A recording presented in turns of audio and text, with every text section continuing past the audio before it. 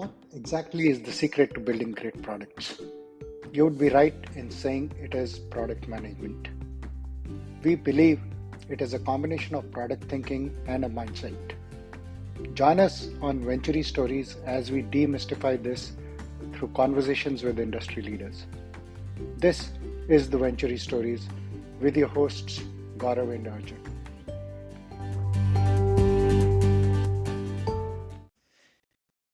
Hey folks, this is Gaurav and Arjun from Venturis Stories. Welcome back to our Venturis Stories. And for our regular followers, today's episode is a little different. You just see the two of us.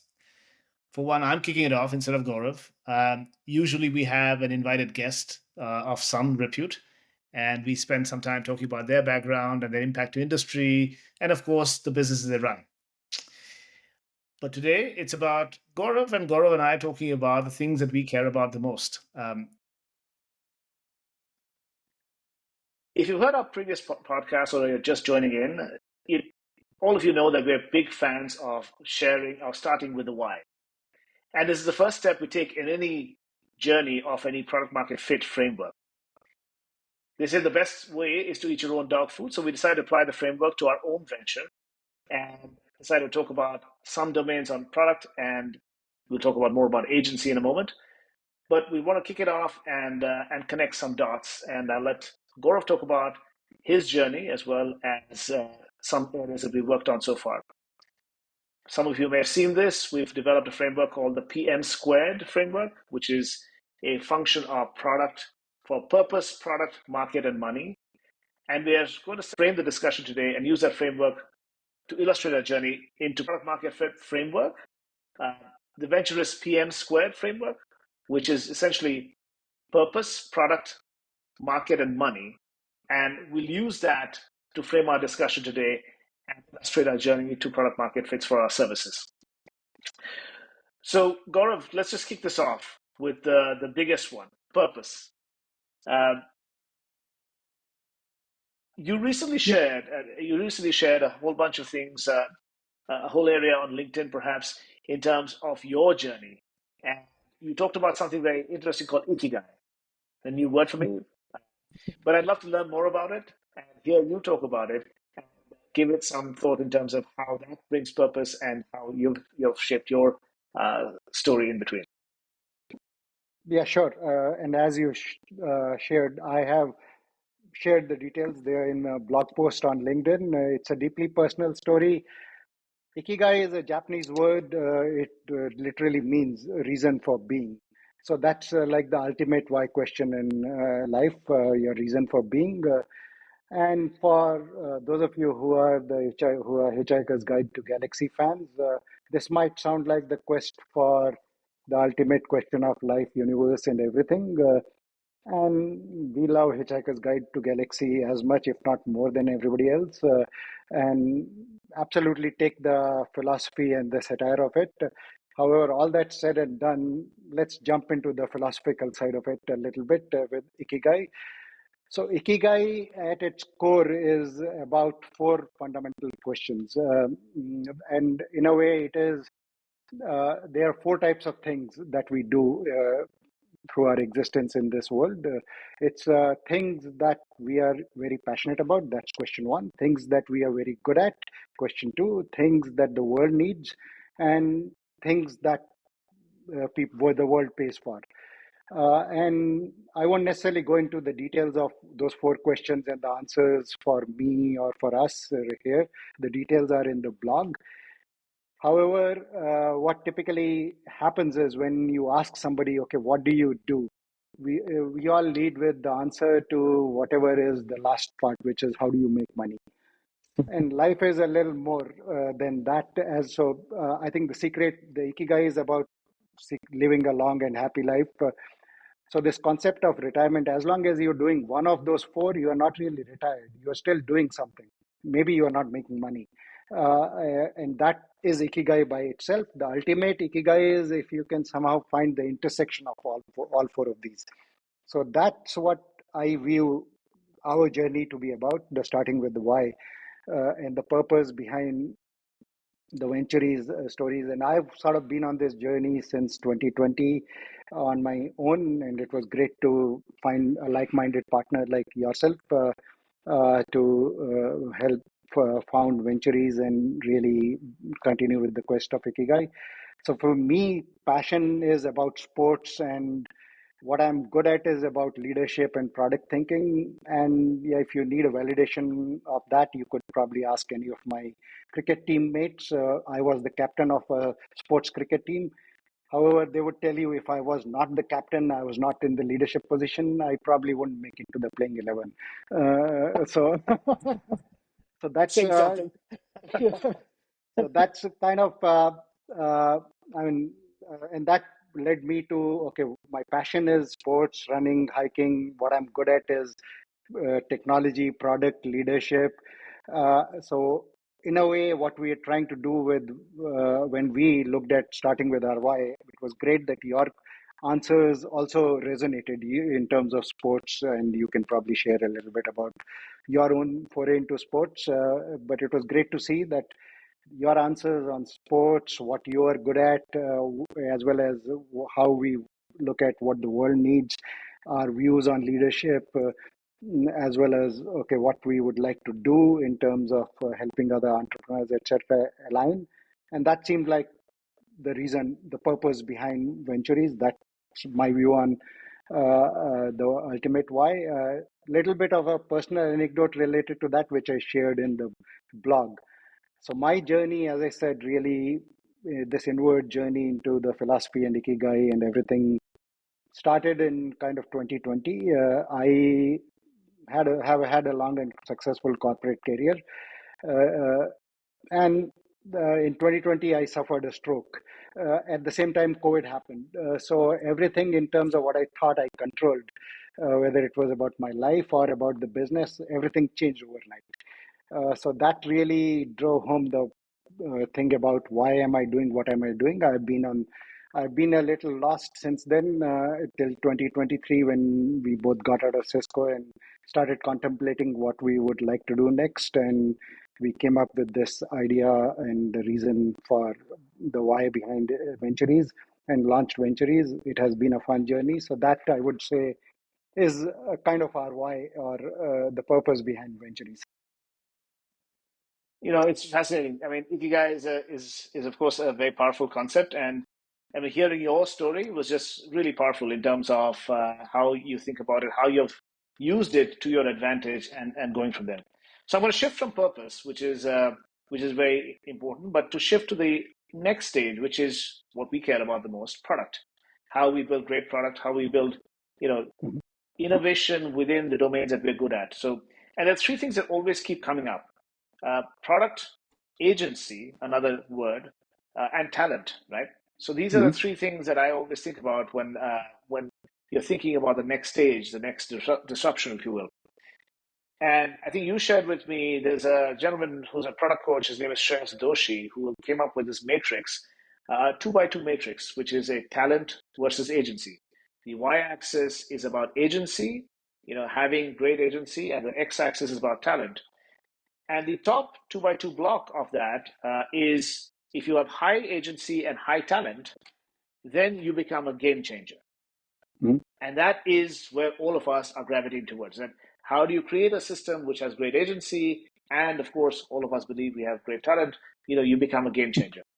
There Mhm. is the matrix is very interesting. There is another form of that if you have low agency and you're really bright and talented, you become a frustrated genius. Mhm. And none of us want to go in that space. But let's just keep the positive side that high agency and high and great talent gives you a game changing opportunity. But my question really becomes, what does this agency really mean? How does one get better and also get more people in your team to participate in creating this level of Mhm. energy or agency, if you will? Love to get your thoughts and what do you think about this and where you go in your journey on this one.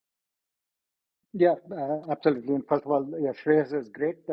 I think for any aspiring product manager, his courses are great. He really puts things together based on years of experience in terms of digestible information that early stage product people can consume. And the concept of agency is something that is actually very critical if you are a product manager, because typically when you are product manager, you are faced with so many demands from sales, from engineering. Everybody, if you're doing your job well, everybody is going to be a little dissatisfied with you. Sales wants you to do more, engineering thinks you are pushing them to do more always. So everybody is going to be a little dissatisfied. So now the concept of agency is, through all of this, how do you get what you want? And that is kind of a mindset. That's when we talk about mindset all the time on our podcast. And that's, I think, why we talk about mindset. It's not just about the frameworks or tools that you would use or the data oriented decision. It is really about having that mindset that a person has to inculcate, as well as a leader, you have to actually give the freedom to the team to allow them to operate in that level. And that actually brings up a very interesting quote from Steve Jobs to mind. He is quoted as saying that you hire great people not to tell them what to do. You hire them because they can tell you what to do. That's a great example, and Apple's a great product company. You have heard Arjun and me go on and on about Steve Jobs and Apple. But that quote, in a way, sums up why they are so successful, because you hire great talent and then create environment for them to operate at a high agency level. You get game changers. You have a team of game changers. What will come out will be game changing. And that is when we talk about our services and we talk about product thinking and Venturis mindset, that is what we are really trying to drive home to. That is what we believe organizations need to create, and we can help people create that. That's what we are passionate about. And it is sort of based in real world experience. Between Arjun and me, we've been in startups, we have been in bigger companies. And if I just look back at my journey, for example, I was in Motorola, and early in career, early in product management, maybe my product management talent back then was also not extremely high. I kind of felt like a cog in the wheel, which is the lowest leftmost quadrant in Shreyas's metrics. From that, I went to this company called Starling Networks. We were building great products. As a product manager there, I truly felt empowered because our CEO kind of had this mantra that nobody says no to a customer unless it is approved by the exec team. So, as a product manager who talked to the customers on a regular basis, understood their requirements, I felt empowered that, okay, yes, once I understood the customer's requirement, I can get this done. That's a classic example of high agency environment. And then got into Cisco. Actually, Cisco is a great company in terms of mergers and acquisitions. We continued developing that culture to become market leaders eventually. And now what we are trying to do at Venturis is replicate. We have, and then Arjun and I actually did this together, where we took that product from physical to virtual transition, which was also, some hiccups aside, overall an example of high agency and bringing people who are highly talented. So we really want to bring this about in companies, whether you are an entrepreneur or an entrepreneur in a large company. We want to help you develop this, and we believe we've got the skills, the chops based on our years of experience. That's the product. I'll shift gears a bit. We talked about purpose, we talked about product. Now the big kahuna is where the markets lie. Hmm. And you and I were at this, without taking any names, with a Fortune 100 company. And we were asked this question. It was our first or second meeting at that time, and we said, and the gentleman said to us, he said, you know, we'd like to transform ourselves. Hmm. Please tell us where the multi-billion dollar bets lie and how we can exploit them. I was a little dumbfounded for a moment. I looked at him and said, like, if only I knew those kind of answers. But Yeah. but it's one of those things that you might have a boatload of talent. You might even have some purpose or a whole amount of purpose, but it doesn't automatically create a new market just because you have the money Hmm. for it. We've seen this time and time and time again, Yeah. especially large companies who are looking to exploit new markets or existing markets. It Hmm. doesn't matter if you have the war chest and you have the talent set. it doesn't automatically create markets. And in our experience, we've seen this that, if you are a large company, you can look to scale your existing business. That is route number one. Hmm. Route number two is you exploit adjacencies. That what is the Yep. near and dear domains that you can go after, which is near on the left hand side, the right hand side. And finally, which is the most difficult one, is create new markets. Right? Hmm. This becomes the real Yep. challenge, which I would say mature companies face, and even startups. How Hmm. do you get into and create new markets? Hmm. So we've talked about agency, Gaurav. We've talked about purpose. We've talked about product.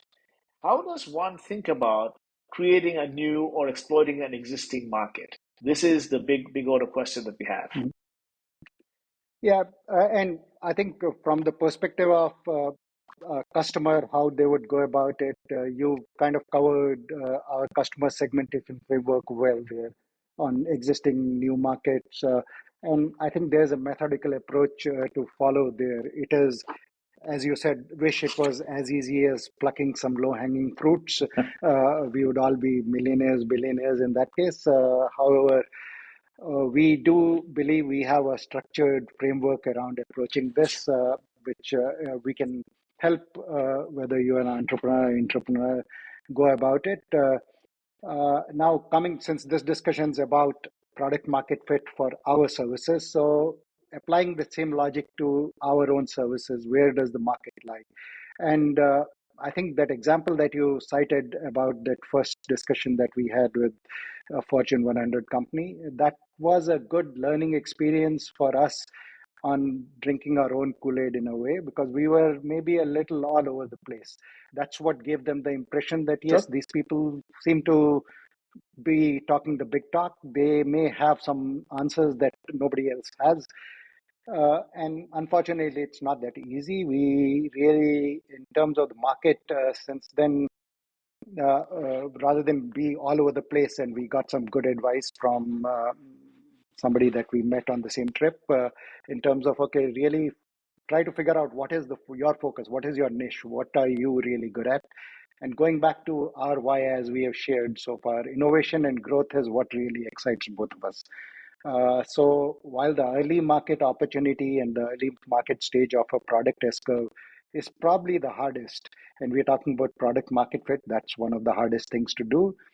However, that's really where our niche is. And since then, we have doubled down on that to really get the message across to people that, okay, if you are trying to engage us from the perspective of what can we do to help you with the early market opportunity.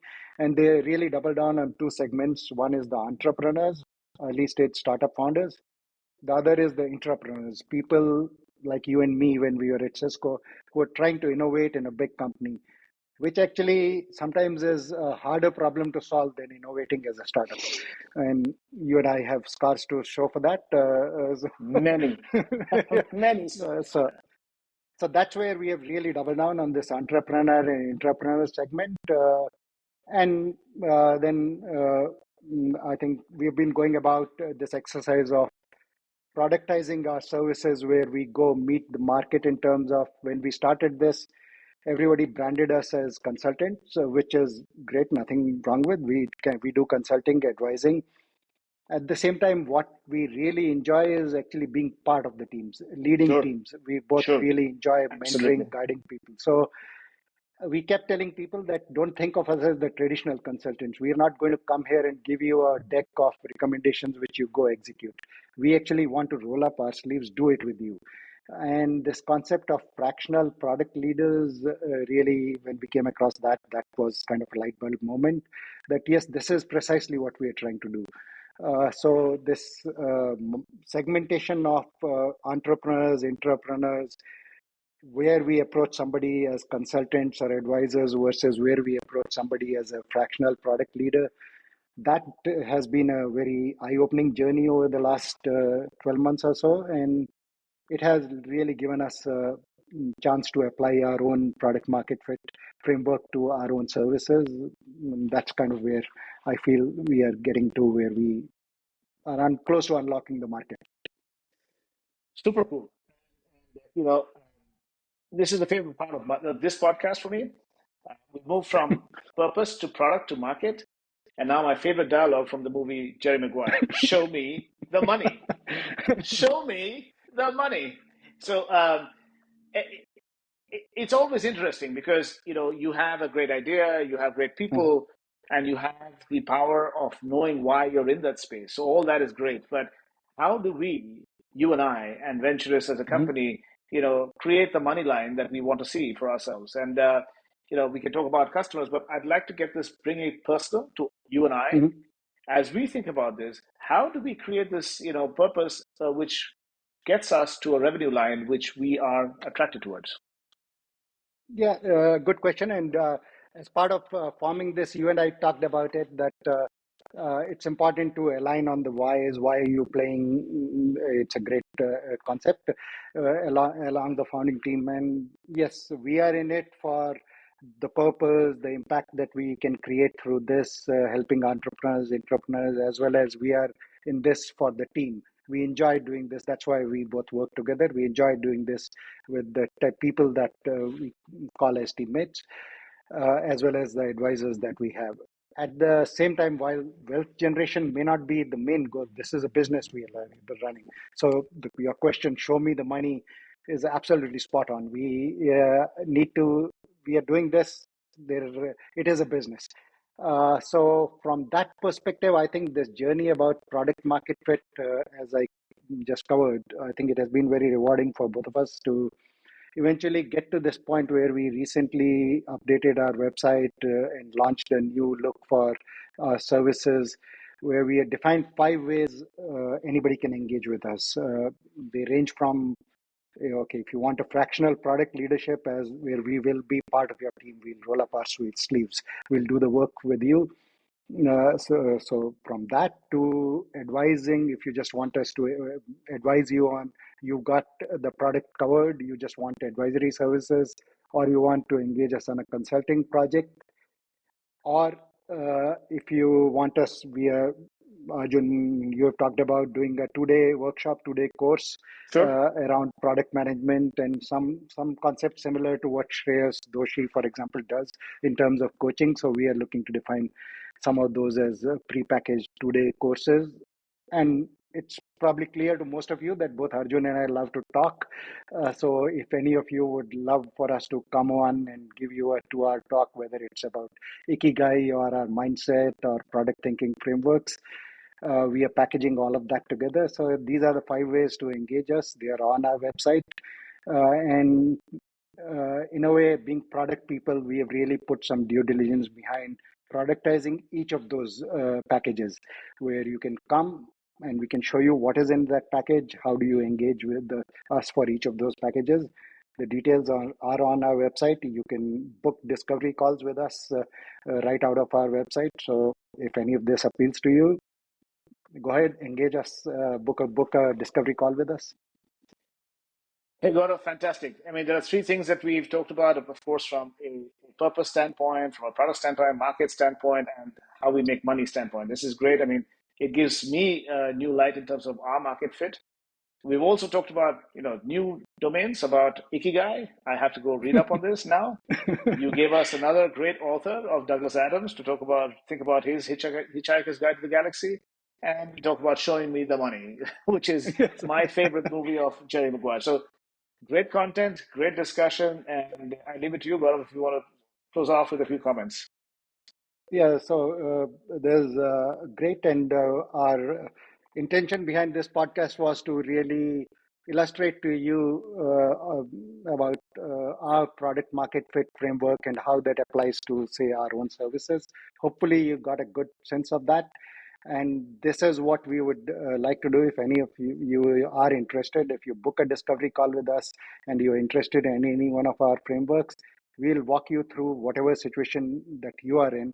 We'll show you how that can be applied to your situation. We are excited about, and we are passionate because this aligns with our purpose on really helping the entrepreneurs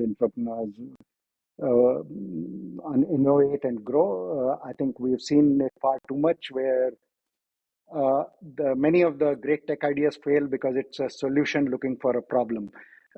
You really need to start from the problem and iterate. That's what we are big believers on, and that's what we would like to help. people with their lots of ideas, lots of opportunities to innovate. So, yeah, with that, let's bring That's a this wrap, home. folks.